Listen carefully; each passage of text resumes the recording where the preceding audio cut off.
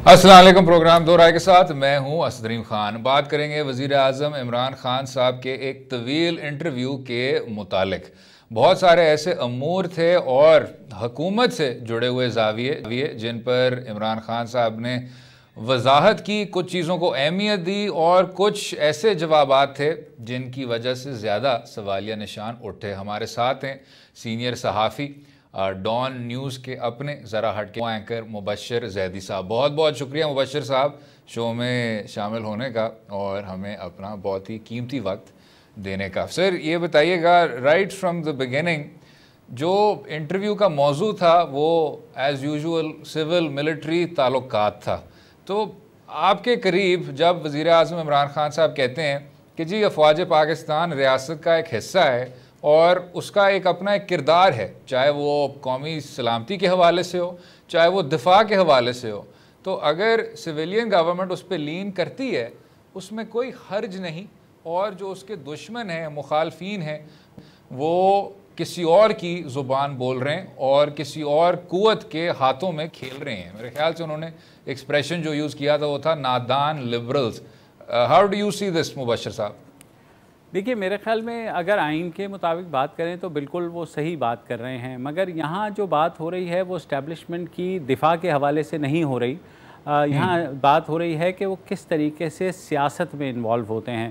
तो ये बात जो है आजकल बहुत चल रही है। अपोजिशन ने भी एक बयानिया अपनाया हुआ है। तो वज़ीर आज़म ने मेरे ख्याल में कल जो जवाबात दिए वो कानूनी आइनी लिहाज से तो ठीक थे। उन्होंने ये भी कहा कि अगर मुझे DGISI कहते ऐसे कि मैं घर चला जाऊं तो मैं उनका इस्तीफ़ा ले लेता, मैं उन्हें फ़ारिग कर देता। या अगर कारगिल जो है जैसे जनरल मुशर्रफ मुझसे पूछे बगैर करता है तो मैं उनको भी फ़ारिग कर देता।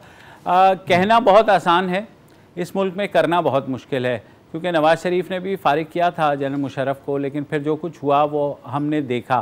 तो मेरे ख्याल में इमरान खान क्योंकि फ़र्स्ट टाइम इन पावर हैं तो उनको अंदाज़ा नहीं है अभी कि क्या होता है। उनकी खुशकिस्मती ये है कि अभी तक इस्टेब्लिशमेंट और फ़ौज जो है उनके साथ एक पेज पे है और उनको फुल सपोर्ट भी दे रही है, जो कि अच्छी बात है, मुल्क के लिए भी अच्छी बात है, क्योंकि हमें जो चैलेंजेस दरपेश हैं माशी तौर पर वो इतने बड़े हैं कि इस वक्त जो है इदारों के दरमियान किसी भी किस्म का तसादुम जो है वो ख़ासा मोहलिक साबित होगा, क्योंकि हमारे यहाँ ऑलरेडी पॉलिटिकल अनसर्टेनिटी हुई हुई है। तो मेरे ख्याल में इमरान खान साहब का इंटरव्यू अच्छा था। दो तीन चीज़ों पे मुझे इख्तलाफ है, ख़ुसूसन मतीउल्लाह जान के ऊपर उन्होंने कहा गवर्नमेंट ने नहीं किया। बिल्कुल मेरा भी ये ख्याल है कि हुकूमत ने नहीं किया, मगर क्योंकि वो वज़ीर आज़म हैं उनको ये ज़रूर कहना चाहिए था कि उनकी हुकूमत जो है इस बात का पता ज़रूर लगाएगी कि कौन ये कर रहा है। ज़ाहिर है अगर आपकी हुकूमत है और आपके नाक के नीचे अगर ऐसा कुछ हो रहा है तो आपको कंसर्न्ड होना चाहिए। वो उन्होंने सिर्फ अपने आप को पीछे किया कि जी मेरा इससे कोई ताल्लुक़ नहीं है। मेरे ख़्याल में जिस तरह से ये अटेम्प्ट हुई थी एब्डक्शन की, उन्हें अगवा किया गया, दिन दहाड़े अगवा किया गया, CCTV फुटेज थी, पर जिस तरह से वो वापस आए बहुत से सवालात हैं। इस्लामाबाद पुलिस जो है वो अभी तक जो है वो उसकी CCTV फुटेज जो है वो हवाले नहीं कर रही इन्वेस्टिगेटर्स के, और सारा कुछ जो हो रहा है तो आपको पता लग जाना चाहिए कि इमरान खान साहब, पुलिस तो ज़ाहिर है उनके ही नीचे आती है ना, तो अगर वो एक अश्योरेंस दे देते कि इस मामले को हल करेंगे तो वो बहुत बेहतर होता। दूसरा मुबशर साहब, मेरा ये अगला सवाल इसी पे ही था, इस अबडक्शन के मुतालिक, और जो उससे जुड़ा हुआ एक वाइडर मसला है लापता अफराद का। आपने उसमें अपना पर्सपेक्टिव दिया। अदालत उज़्मा ने लापता अफराद की फ़हरिस्त के मुतालिक भी कहा कि इससे हम मुतमईन नहीं हैं। आपने सिर्फ एक और जो जिक्र किया कि परवेज़ मुशर्रफ का जो डिसमिसल था उसमें मियाँ नवाज़ शरीफ का रोल था और फिर उसके बाद हुकूमत ही हट गई। सर जो मियाँ नवाज़ शरीफ साहब के बारे में एक तरह की तनकीद बन गई कि जी उनके ताल्लुकात ना तो जनरल आसिफ नवाज़ साहब से ठीक थे। अब जितने भी आर्मी चीफ़ आए, चाहे काकड़ साहब हों, बेग साहब हों, मुशर्रफ साहब हों, राहील शरीफ साहब हों, बाजवा साहब हों, मियाँ नवाज़ शरीफ साहब के ताल्लुकात में हमेशा कशीदगी क्रीप इन कर जाती थी। तो अगर वज़ीर आज़म इमरान खान साहब के ताल्लुकात बेहतर हैं या वो इस बात को बायस फ़ख्र कहते हैं कि जी हमारे ताल्लुकात अस्करी क़ुव्वतों के साथ were on the same page, तो कौन सा होना चाहिए मुबशर साहब? हम दोनों सिचुएशंस को क्रिटिसाइज नहीं करते क्या? बिल्कुल करते हैं, लेकिन इसका भी ज़ाहिर है बैकग्राउंड है ना।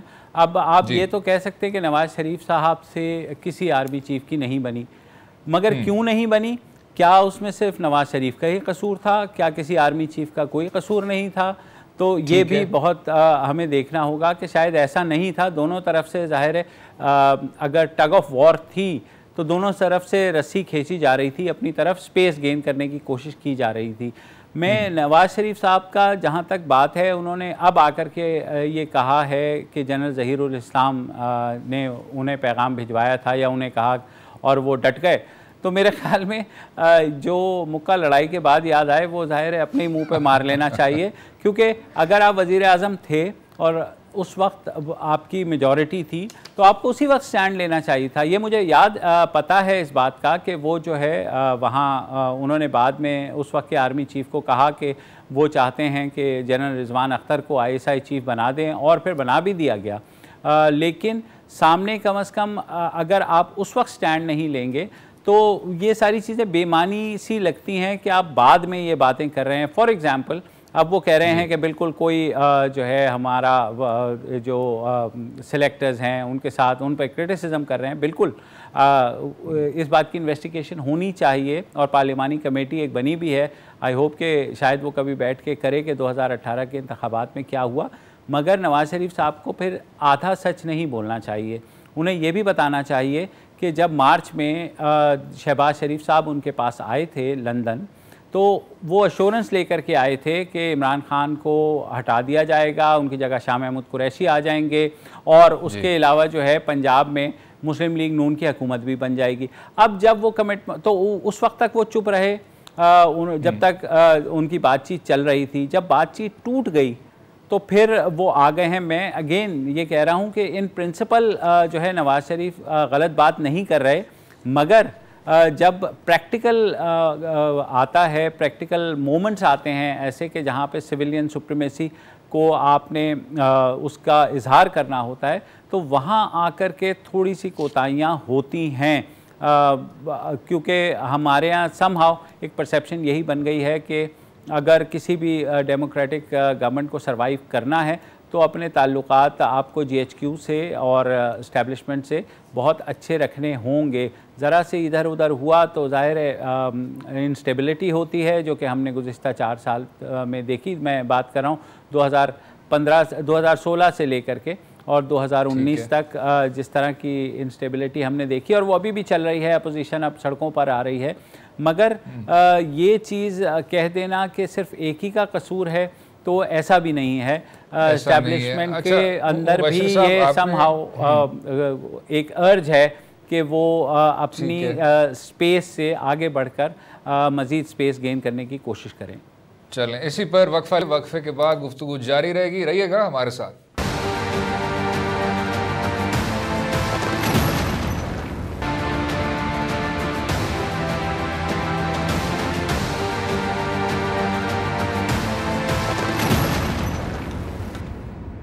वेलकम बैक टू दो राय। बात कर रहे थे सीनियर सहाफ़ी मुबशर जैदी साहब से वज़ीर आज़म इमरान खान साहब की तकरीर के मुतालिक। मुबशर साहब, अभी हम जो डिस्कस कर रहे थे बुनियादी हकूक़ के हवाले से भी सर, जो अदालत उज़्मा ने लापता अफराद के बारे में कहा कि जी ये जो रिपोर्ट है ये हमारे लिए तसल्ली बख्श नहीं है, और आप सबसे बेहतर जानते हैं सर कि वज़ीर आज़म इमरान खान साहब मुंतखब होने से पहले भी इस प्रैक्टिस की बहुत ज़्यादा तनकीद करते थे। जो अभी सर्विंग चेयरमैन नायब हैं वो तो कमीशन के सरबराह भी थे इसी इशू पर, अभी भी हैं। तो आपसे यही सर सवाल करना था कि अब, और आप कोर्ट रिपोर्टर भी बहुत देर से रहे हैं, now that the Supreme Court has deemed this report unsatisfactory, तो आगे वाले दिनों में क्या कुछ देखने को मिलेगा? देखिए, मेरे ख्याल में ग्राउंड पे तो कुछ नहीं बदलेगा। जो अच्छी बात हुई है वो ये थी कि वज़ीर आज़म ने एक कैबिनेट की कमेटी बना दी है जो इस मामलात को देखेगी, और उससे अच्छी बात यह है कि गुज़िश्ता इस हफ़्ते के अवाइल में यानी पीर को ही उस कमेटी का पहला इजलास हुआ है, जिसमें मिनिस्टर फॉर ह्यूमन राइट्स हमारी और उसके अलावा ISI MI एजेंसीज़ के नुमाइंदे सब बैठे थे और उन्होंने रिपोर्ट्स मांगी हैं। अभी तक जो रिपोर्ट्स आई हैं वो खैबर पख्तूनख्वा और पंजाब की आ गई हैं, जबकि बलूचिस्तान और सिंध से रिपोर्ट्स जो हैं वो अभी आनी बाकी हैं। होपफुली जब इनका अगला इजलास होगा तो ये चीज़ें आएंगी, तो चीज़ें बेहतरी की तरफ बढ़ रही हैं।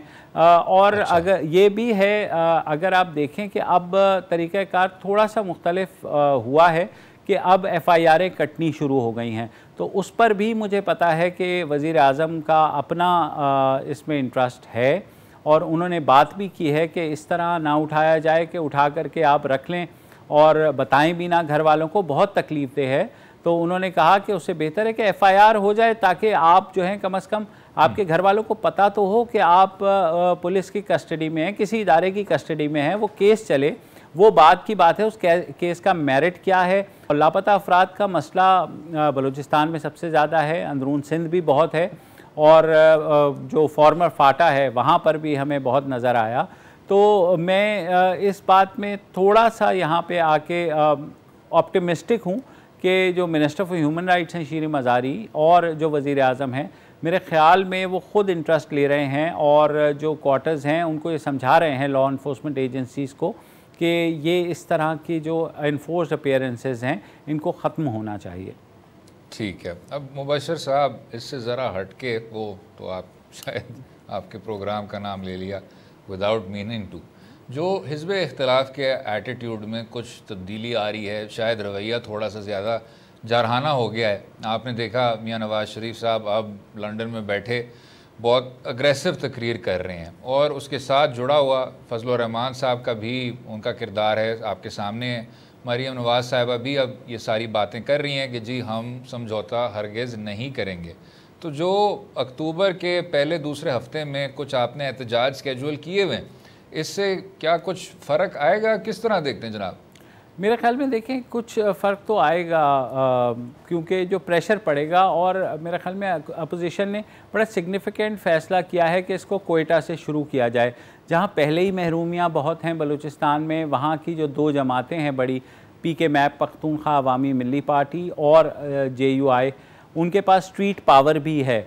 और पहली दफ़ा हम देखेंगे कि जो मुख्तलिफ राय रखने वाले यानी कंजर्वेटिव और लेफ़्ट विंग सब के सब इकट्ठे मिल कर के बैठेंगे। तो जो बड़ी जमातें हैं नून लीग और पीपल्स पार्टी, उनकी शायद वर्कर्स की इतनी पार्टिसिपेशन वहाँ ना हो जितनी इन दो जमातों की होगी। तो उन्हें भी ये पता है और वहाँ पर मुझे ख़दशा ये है कि वहाँ पर कुछ ऐसे नारे भी लग सकते हैं जो बाद में प्रॉब्लम्स भी क्रिएट करें।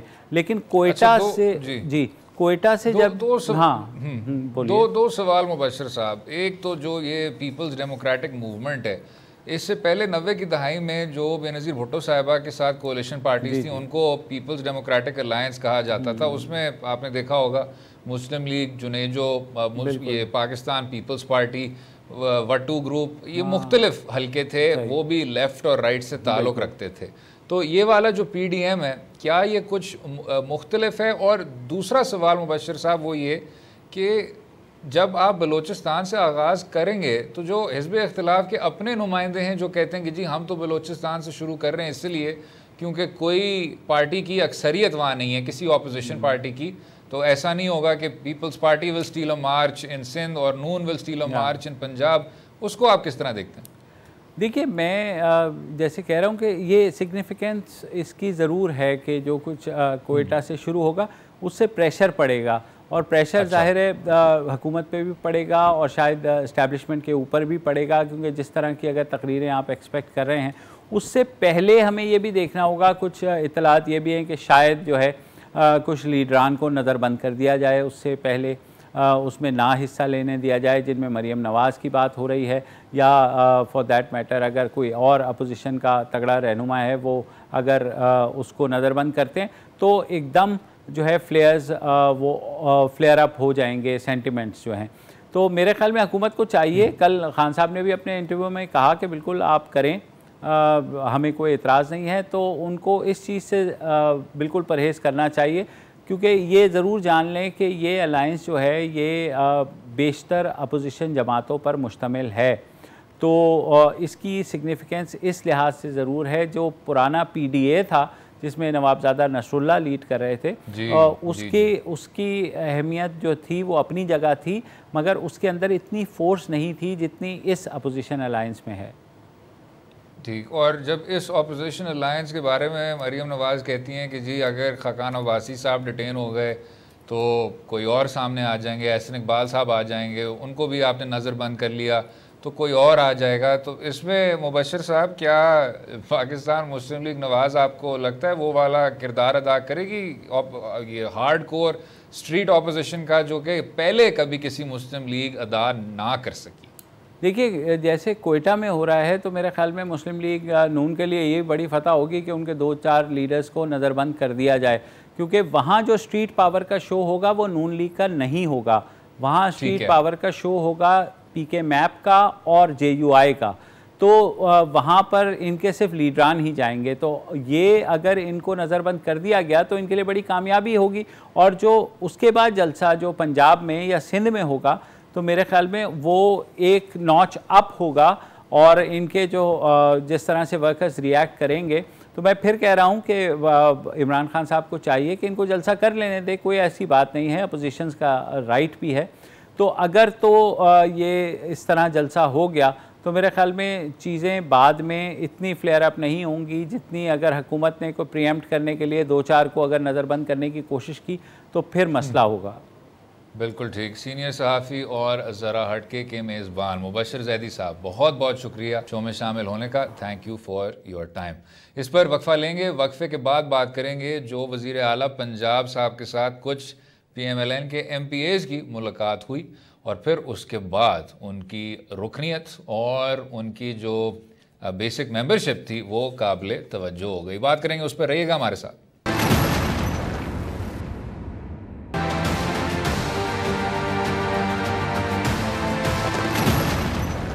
बैक टू दो राय। बात करेंगे वज़ीर आला पंजाब से मुलाकात करने के बाद 5 मुस्लिम लीग नवाज़ के रुकन सूबाई असम्बली को मुस्लिम लीग नवाज़ की जानिब से एक्सपेल कर दिया गया।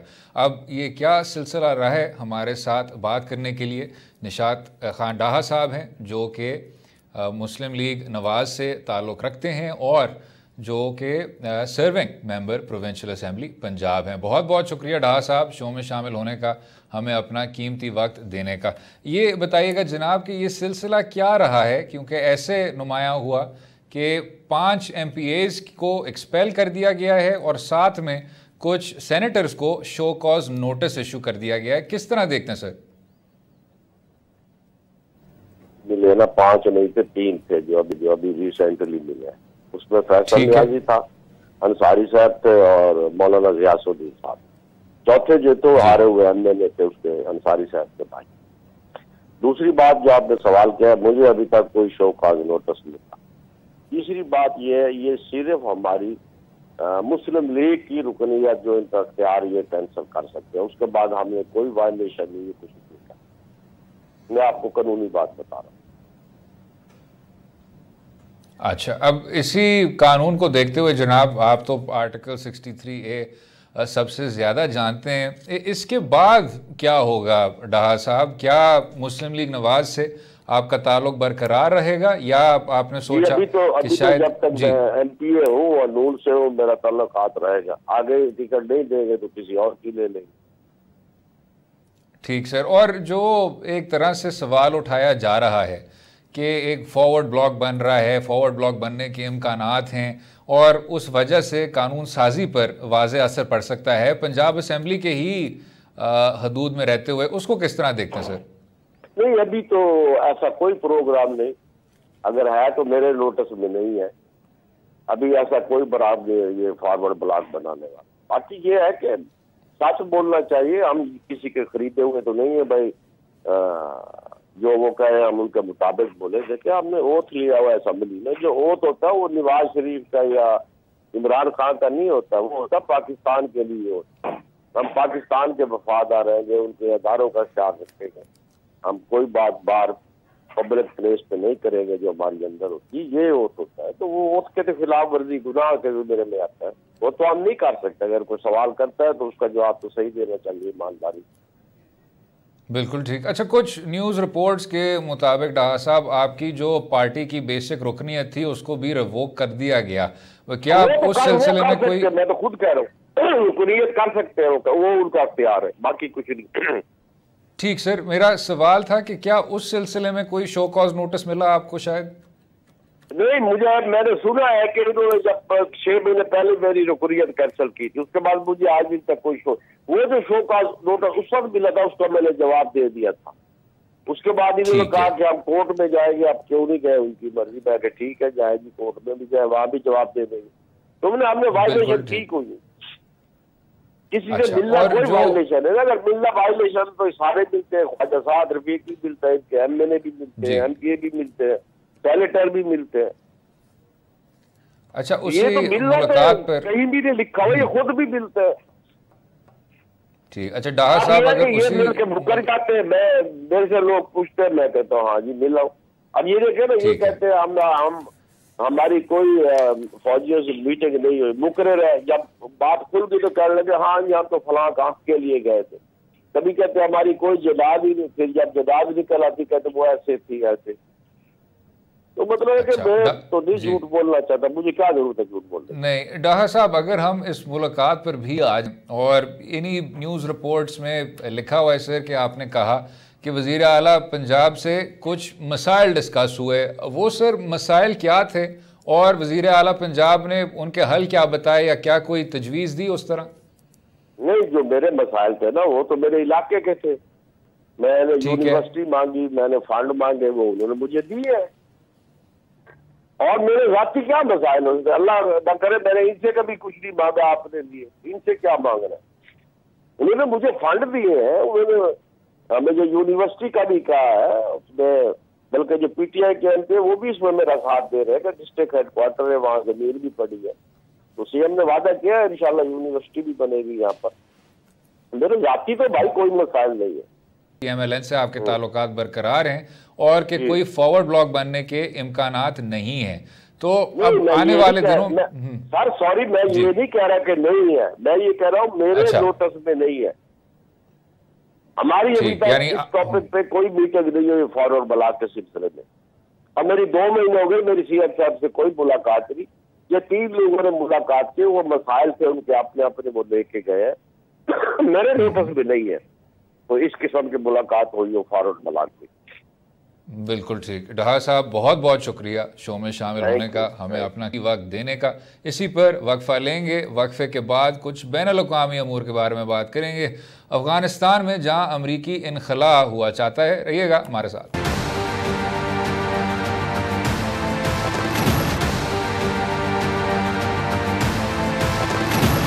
अफगान लीडर अब्दुल्ला के दौरा पाकिस्तान के बारे में बात करेंगे, जहां वज़ीर आज़म, जिसमें वज़ीर आज़म इमरान खान साहब ने कहा अब्दुल्ला साहब से मिलने के बाद कि माजी से सीखना चाहिए लेकिन उसमें रहना मुनासिब शायद ना होगा। साथ में डॉक्टर अब्दुल्ला ने भी ये बात यही की कि पाकिस्तान और अफ़गानिस्तान जहाँ तक अमन की बात होती है और वायलेंस में कमी की बात होती है तो एक ही सफ़े पर हैं। हमारे साथ बात करने के लिए साबिक सफ़ीर अयाज़ वज़ीर साहब, और अयाज़ साहब ने एक बहुत उनका बुनियादी किरदार रहा है, चाहे 90 की दहाई में हो चाहे 2000 की दहाई में हो, पीस नेगोशिएशंस में तालिबान और नॉर्दर्न अलायंस के बीच भी उनका एक काफ़ी तामीरी और मुस्बत रोल रहा in bringing both sides to the table. बहुत बहुत शुक्रिया अयाज़ साहब शो में शामिल होने का, हमें अपना कीमती वक्त देने का। ये बताइएगा जनाब, जो अभी अब्दुल्ला साहब कह रहे हैं कि बेहतर ताल्लुकात चाहते हैं और जो तज्ज़ियाकार कह रहे हैं कि ये एक तरह से रीसेट है, इसमें और सदर अशरफ गनी का पाकिस्तान का जो दौरा था 2014 में, उसमें क्या फ़र्क आप देखते हैं जनाब? देखिए फ़र्क उसमें मैं ये देख रहा हूँ कि अशरफ गनी भी अपने हिसाब से बिल्कुल सही क्लियर इंटेंशन से आया था, या बकौल शख्स से उसने भी सारी किश्तियाँ जला ली, यहाँ तक उसने कर लिया कि GHQ चले गए, हालांकि ये प्रेसिडेंशियल प्रोटोकॉल में नहीं है, GHQ वाले उसके पास आते, लेकिन बहरहाल उसने कहा एतमाद बहाल करना है तो उसके लिए उसने वो कदम भी कर लिया। लेकिन उस वक़्त के हालात थोड़े से पस मंज़र उसका ठीक नहीं था। एक तो बदएतमादी थी, दूसरा अमेरिका का हमारे ऊपर कुछ ज़्यादा ही शक था, हर वक़्त डू मोर वाली बात कर रहे थे और उसकी वजह से हमारी भी कुछ रिजर्वेशन थी सीरियसली। लेकिन अब हालात उस लिहाज से मुख्तलिफ है। ठीक है, अब्दुल्ला का भी इंटेंशन वो पहले वाला नहीं था जो बदगुमानी वाला था, बेहतर था, बॉडी लैंग्वेज भी बता रही थी।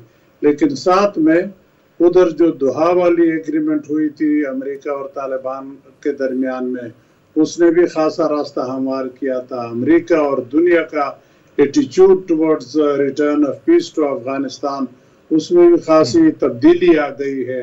तो इन अ वे आई वुड से कि अब इस वक्त जमीन हमवार है, बिल्कुल प्लेन लेवल ग्राउंड है। अब उसमें अफगानिस्तान का सिलसिला आगे बढ़ाने में कोई मुश्किल मुझे नजर नहीं आती।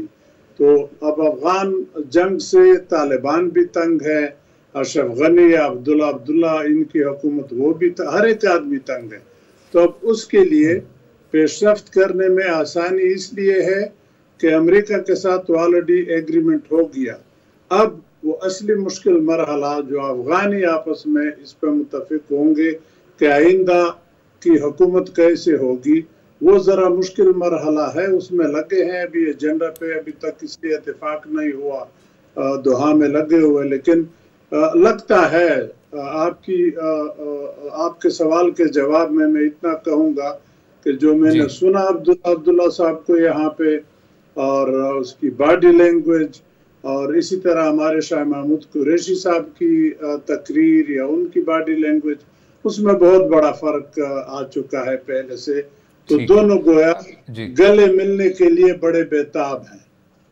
ठीक, अब यार साहब आपने देखा होगा जनाब कि एक तासुर है कि शायद अब्दुल्ला साहब का यहाँ आना उसका एक और भी मकसद है, और वो ये है कि पाकिस्तान अपने गुड ऑफिसेस इस्तेमाल करते हुए या असर डालते हुए तालिबान को कहे कि आप किसी तरह से सीज़ फायर की तरफ जाएं।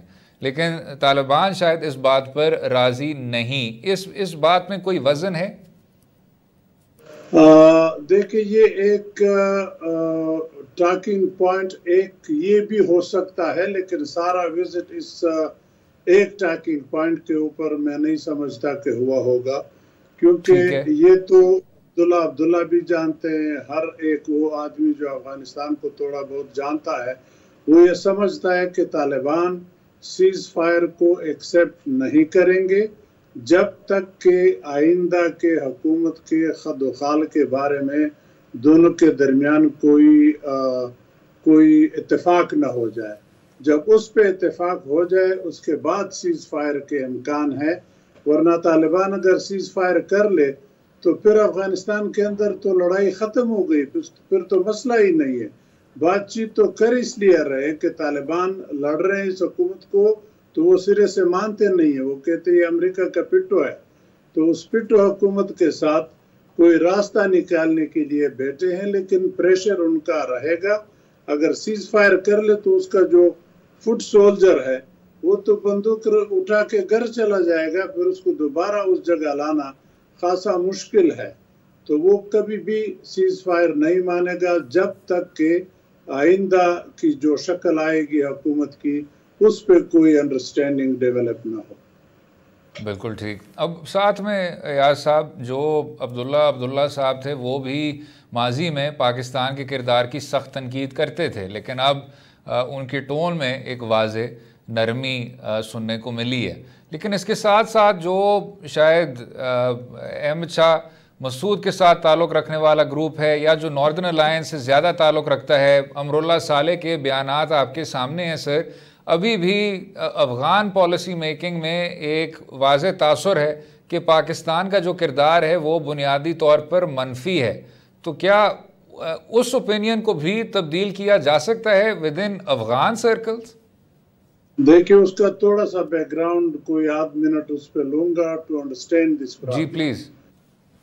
जब तालिबान की हुकूमत थी तो नॉर्दर्न अलायंस उनके खिलाफ लड़ रहा था, जिसके अंदर अहमद शाह मसूद और अब्दुल्ला भी थे उसके अंदर। तो ये उस वक्त तालिबान के खिलाफ लड़ रहे थे और उसकी दूसरे ममालिक कुलियाब ताजिकिस्तान का एक छोटा सा शहर है अफगानिस्तान के बॉर्डर के साथ लगा हुआ, उधर से ये हमले कर रहे थे पंजशीर के अंदर आके। तो अब 9/11 के बाद वो पोजीशन रिवर्स हो गई, नॉर्दर्न अलायंस वाले हुकूमत में आ गए, तालिबान अपोजिशन में चले गए, तो गोया फिर एक मरतबा दोनों की लड़ाई चल पड़ी। और फिर पाकिस्तान से रिजर्वेशन इसलिए थी अब्दुल्ला की या अमरुल्लाह साले की या जो हुकूमत काबुल में थी कि वो समझ रहे थे कि तालिबान की पाकिस्तान मदद कर रहा है, तालिबान पाकिस्तान के अंदर बैठे हैं, तो चूंकि वो हमें मार रहे हैं, हमारे साथ लड़ रहे हैं, तो पाकिस्तान हमारे दुश्मन की मदद कर रहा है। वेरेज वो अपना पास्ट भूल गए थे कि जब तालिबान हुकूमत में थे तो वो नॉर्दर्न अलायंस भी यही काम कर रहे थे। लेकिन अब ये बात दरमियान से इसलिए ज़रा कमज़ोर पड़ गई या दरमियान से निकल रही है कि अब आइंदा फ्यूचर हुकूमत की बात हो रही है। अब तालिब और नॉर्दर्न अलायंस दोनों मिल बैठ के हुकूमत बनाएंगे, तो गोया न कोई दुश्मन रहेगा अगर ये मिल जाए, न कोई दुश्मनी की तरफ जाएगा।